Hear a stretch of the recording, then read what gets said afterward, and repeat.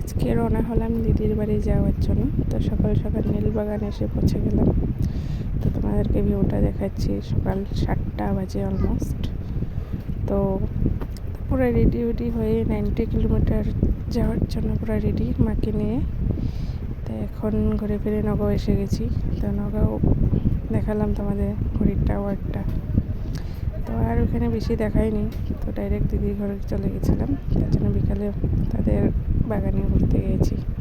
তো এই যে মাকে দেখাচ্ছি, আমাদের অনেক সবজির ক্ষেত ছিল। তাহলে ঘোরাঘুরি করে গেছি এখানে সবজি তোলার জন্য। তো এখানে সবজিকে কিছু দেওয়ার জন্য ওই যে লোকটা চলছে। তো এখানে ছিল, মাকে নিয়ে বলছি দেখো অনেক পটল গাছ, চলো দেখতে যাই।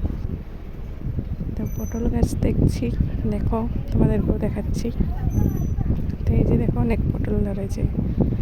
হ্যাঁ, আমি দেখাচ্ছি। আর মা ভাবছে মাকে ফটো তুলছি, পোজ দিয়ে দাঁড়িয়ে আছে। তো এখন তুলবো, দেখে নাও। আবার মা পোজ দিয়ে দাঁড়িয়ে আছে, বলছে মাকে ফটো তুলছি, জানে না যে ভিডিও করছি।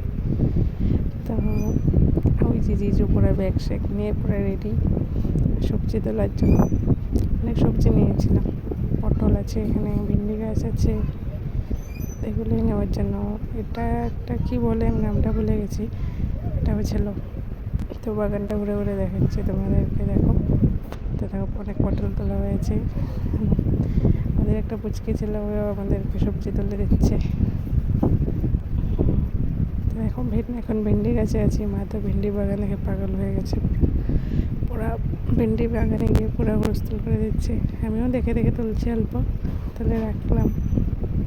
ভেন্ডি গাছে অনেক ছিল। তো ভেন্ডি গাছ নিয়ে পুরো পাগল। এখন টমেটো গাছ দেখো, অনেক কাঁচা কাঁচা টমেটো তুলেছি।